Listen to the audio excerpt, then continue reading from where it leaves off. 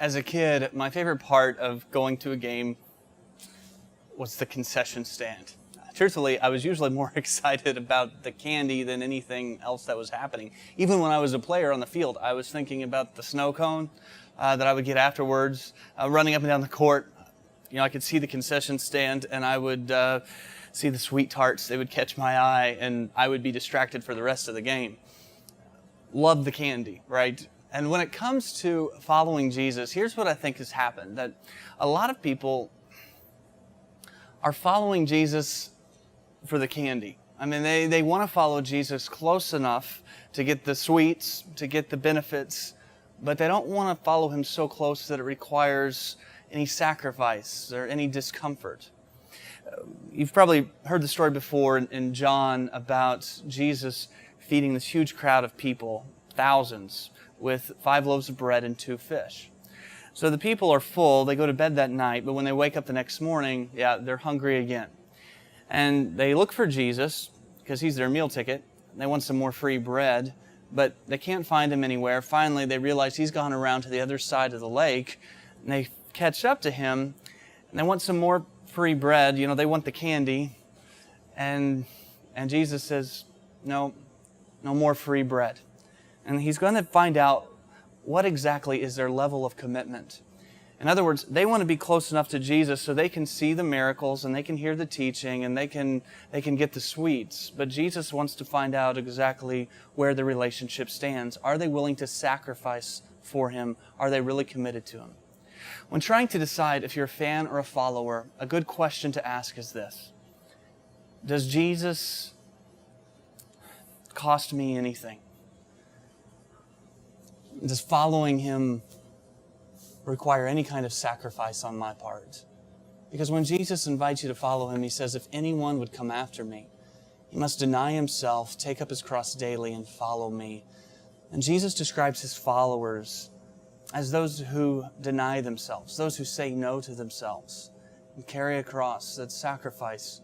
And so when he is inviting people to follow, he's not putting out all the free candy, trying to recruit more people. If you just follow me, all this can be yours. Instead, he draws a line and he says, if you step over it, it's going to cost you something. It's not necessarily going to be easy. And in Luke 9, after Jesus extends this invitation to follow him, we read at the end of that chapter of 3 examples of people who are potential followers, but they're proven to be really nothing more than fans, just enthusiastic admirers. And here's what we find.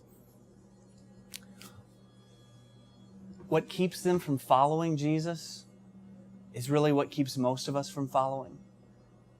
They choose the comfort over the cross. They want the candy, but they don't want the commitment. So what I want to do is just look at the first of these wannabe followers in Luke 9. We read of the first one in verse 57, and it says that as Jesus and his disciples were walking along the road, a man said to Jesus, I will follow you wherever you go. Now, the word I want you to pay attention to is the word wherever. I will follow you wherever you go. That's a good word to use. I mean, that's a follower's word, wherever. There's no boundaries. There's no exception clauses. And so this guy's at least talking a good game. He says to Jesus, I'll follow you without reservation.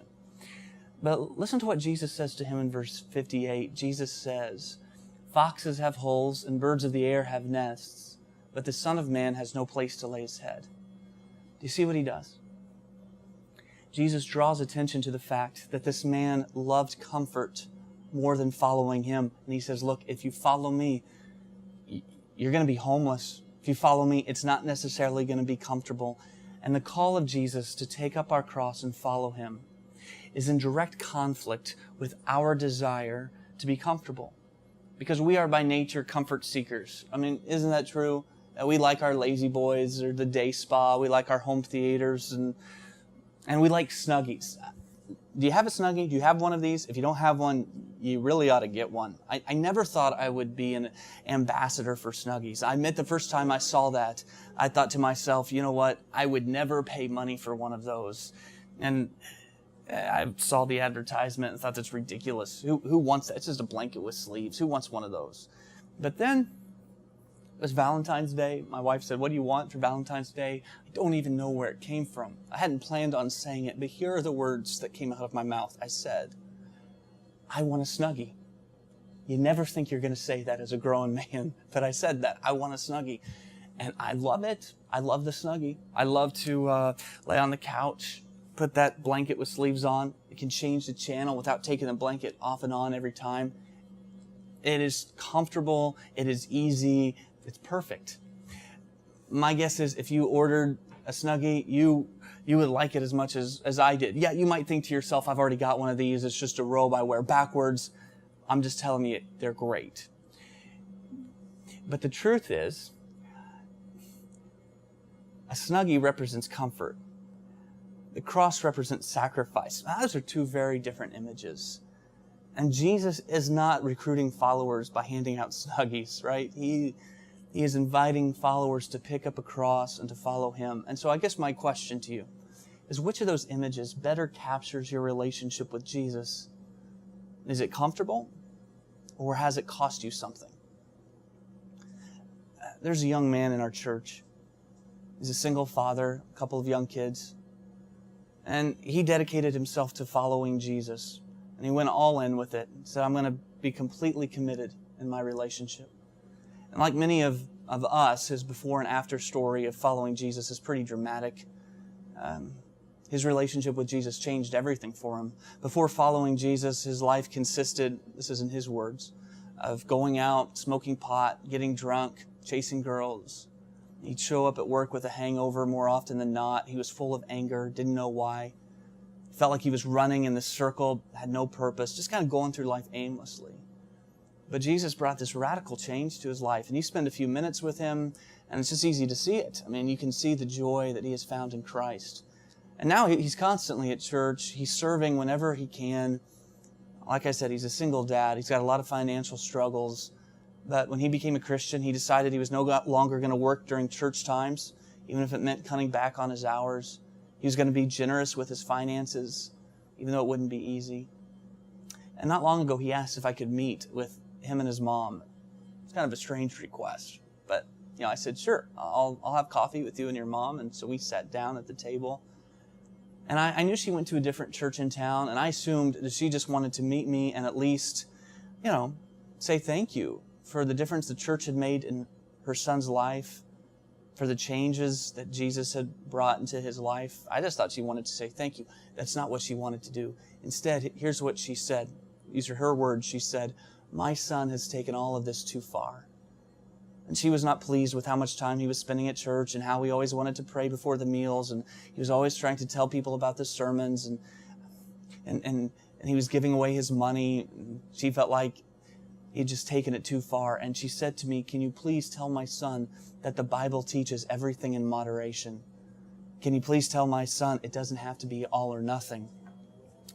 Well, I tried to keep a pleasant smile. I really did. But my teeth were clenched and my breath was short. I could see my nostrils flare, right? I was upset. I was defensive of my friend. And so I began to, quote from Revelation. I'm like, no, the Bible teaches that it's all or nothing. The Bible doesn't teach everything in moderation. And I quoted from Revelation where Jesus says to the church, you're neither hot or cold, but because you're lukewarm, I'm about to vomit you out of my mouth. Jesus doesn't say everything in moderation. He says you cannot be His follower if you don't give up everything. And so listen, Jesus didn't come to this earth so that you would be better behaved. He did not come to tweak your personality or to fine-tune your manners or to smooth out your rough spots. He wants total transformation. The objective of the gospel and His call to follow you is not to make you some well-behaved person who follows all the rules, but He wants to turn your life upside down. Jesus didn't just come to change you. He came so that you would die. It's not fans He's interested in. He's not looking for people who are just sit on the bleachers, who are just in it for the free candy. He wants completely committed followers who will take up a cross and come after Him.